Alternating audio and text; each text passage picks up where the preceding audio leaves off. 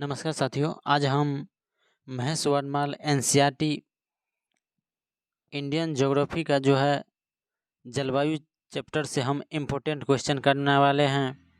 तो आइए हम शुरुआत करते हैं। अगर चैनल पर नए हैं तो चैनल को सब्सक्राइब और वीडियो को लाइक ज़रूर कीजिएगा। आज हम बहुत महत्वपूर्ण इम्पोर्टेंट वन लाइनर क्वेश्चन करने वाले हैं। तो आइए शुरुआत करते हैं।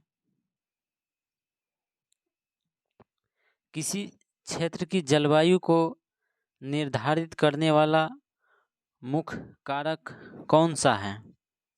तो मुख्य कारक कौन सा है? ये अक्षांशीय अवस्थिति है। क्या है? अक्षांशीय अवस्थिति है। उसके बाद है जलवायु को जो है नियंत्रित करने वाला कारक से संबंधित शब्द हम देखेंगे। तो जलवायु को नियंत्रित करने वाले कारक के लिए एक शब्द है। वो एक शब्द कौन सा है?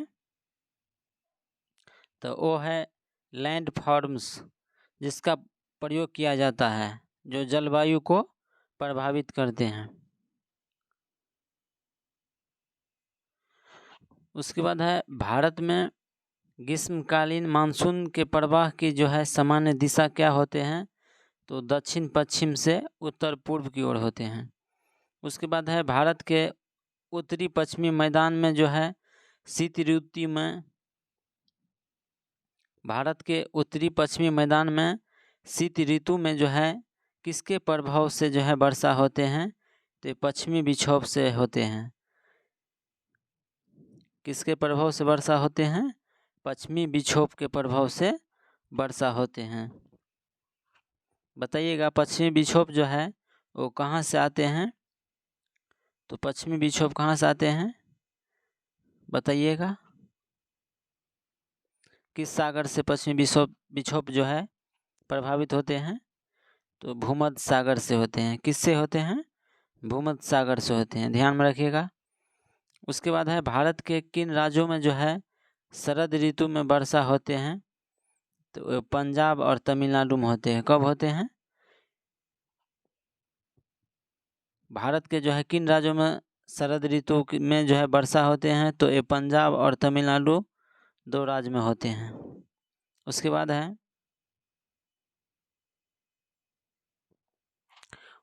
है भारत में जो है औसत वार्षिक वर्षा कितने होते हैं? तो लगभग 125 सेंटीमीटर होते हैं। कितने होते हैं? 125 सेंटीमीटर होते हैं। उसके बाद है भारत में सर्वाधिक वर्षा किन क्षेत्र में होते हैं? तो पश्चिमी घाट और पूर्वी हिमालय और मेघालय में। उसके बाद है भारत में उष्णकटिबंधीय मानसूनी जलवायु पाई जाती है तथा यहाँ सर्वाधिक वर्षा जो है दक्षिण पश्चिम मानसून द्वारा होते हैं।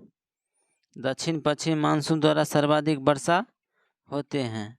उसके बाद है जलवायु को जो है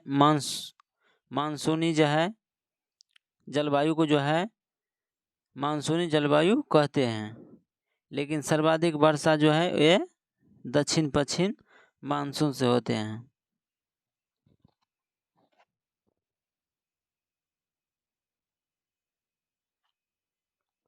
उसके बाद है पश्चिम बंगाल और असम में ग्रीष्म ऋतु में जो है चलने वाली पवनों को जो है स्थानीय भाषा में क्या कहते हैं? क्या कहते हैं? काल बैसाखी तथा चय वर्षा। क्या कहते हैं? काल बैसाखी तथा चय का वर्षा कहते हैं।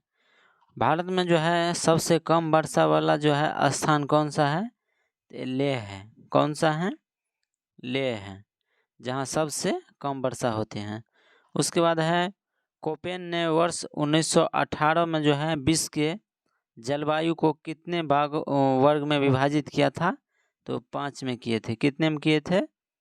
5 में किए थे। 5 वर्ग में विभाजित किए थे।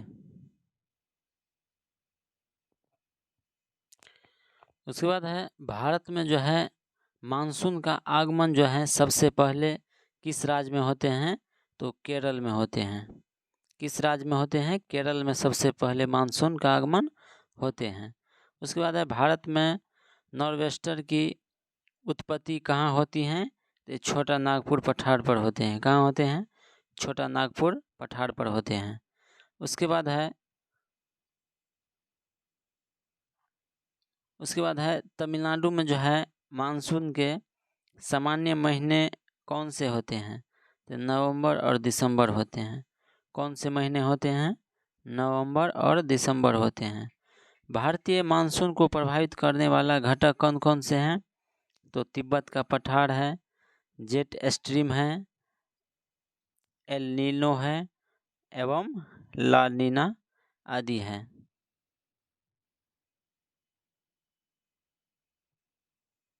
उसके बाद है उत्तरी पूर्वी मानसून से सबसे अधिक वर्षा प्राप्त करने वाला राज्य कौन सा है? तो तमिलनाडु है। कौन सा राज्य है? तमिलनाडु है। भारत के जो है किन क्षेत्र में औसत वर्षा जो है वार्षिक वर्षा 200 मिलीमीटर होते हैं? कौन होते हैं? तो जम्मू कश्मीर और पश्चिमी राजस्थान।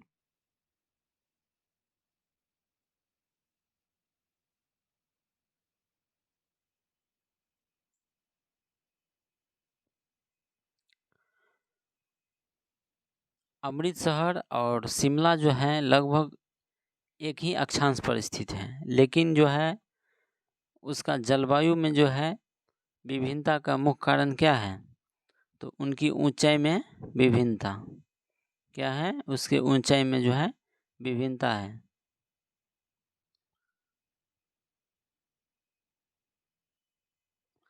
उसके बाद है भारत में जो है सर्वाधिक दैनिक तापांतर जो है किस स्थान पर पाया जाता है? तो राजस्थान के मरुस्थलीय क्षेत्र में पाया जाता है। कहाँ पाया जाता है? राजस्थान के मरुस्थलीय क्षेत्र में पाया जाता है। उसके बाद है भारत में मानसून के प्रस्फोट के लिए जो है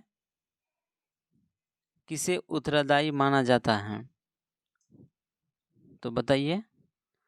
तो पूर्वी जेट प्रवाह को माना जाता है। किसे माना जाता है? पूर्वी जेट प्रवाह को माना जाता है। और भारत में सर्वाधिक वर्षा कहाँ होते हैं? तो मेघालय में होते हैं। कहाँ होते हैं? मेघालय के मासिनराम में होते हैं सर्वाधिक वर्षा। नेक्स्ट क्वेश्चन है, भारत के मृदा का वर्गीकरण हम देखेंगे तो उत्पत्ति, रंग, संयोजन तथा अवस्थिति के आधार पर जो है मृदा को 8 भागों में विभाजित किया है, जिसमें है जलोढ़ मृदा, काली मृदा, लाल और पीली मृदा। उसके बाद है लेटेराइट मृदा, शुष्क मृदा, लवणीय मृदा, पीट मृदा और वन मृदा।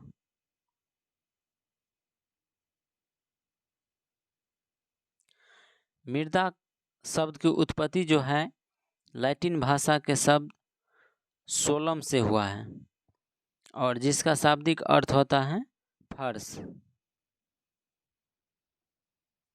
भारत में सर्वाधिक क्षेत्र में जो है कौन सी मृदा पाई जाती है? तो जलोढ़ मृदा पाई जाती है। जलोढ़ मृदा को हम कछारी मृदा भी कहते हैं। उसके बाद है रेगुड़ मृदा को किस अन्य नाम से जाने जाते हैं? तो रेगुड़ मृदा को अन्य नाम जो है एक काली मृदा है। रेगुड़ मृदा में बताइएगा, आप लोग एक ठो क्वेश्चन पूछ रहे हैं, रेगुड़ मृदा में जो है सर्वाधिक कौन सी फसल उगाए जाते हैं? तो बताइए कमेंट करके।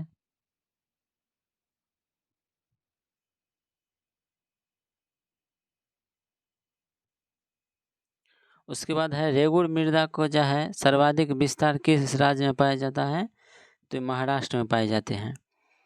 सर्वाधिक विस्तार जो है रेगुड़ मृदा का कहाँ पाया जाता है? महाराष्ट्र में।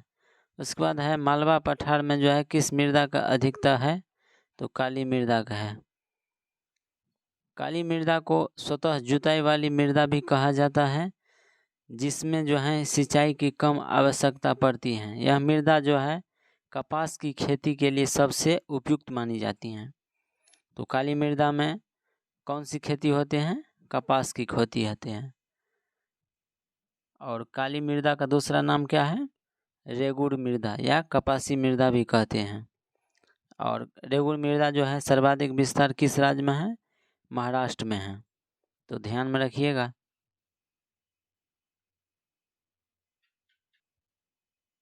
उसके बाद है मृदा का जो है मिट्टी का पीला रंग जो है फेरिक ऑक्साइड के कारण हो जाता है, और जबकि लाल रंग जो है मृदा का ये लौह के ऑक्साइड के कारण हो जाता है।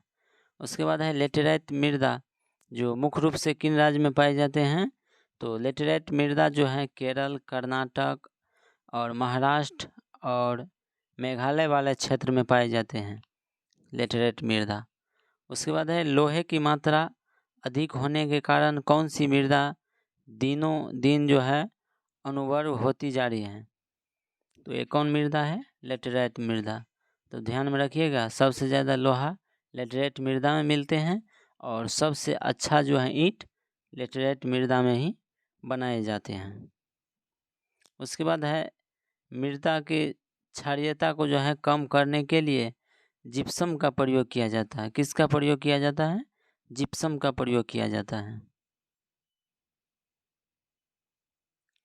उसके बाद है लेटेराइट मृदा भारत के मुख्य रूप से कहाँ पाए जाते हैं? तो ये मालवार तटीय प्रदेश में पाए जाते हैं लेटेराइट मृदा। सबसे कम जल धारण क्षमता जो है किस प्रकार की मृदा में होते हैं? तो बलुई या दोमट मृदा में होते हैं। किस में होते हैं? बलुई या दोमट मृदा में जो है जल धारण की क्षमता जो है सबसे कम होते हैं। उसके बाद है पौधे को जो है सबसे अधिक जल किस प्रकार की मृदा से प्राप्त होते हैं?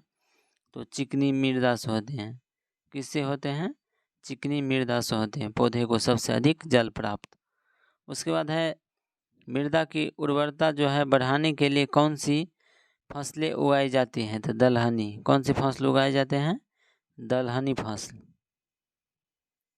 उसके बाद है चाय बागानों के लिए जो है कौन सी मृदा उपयुक्त मानी जाती है?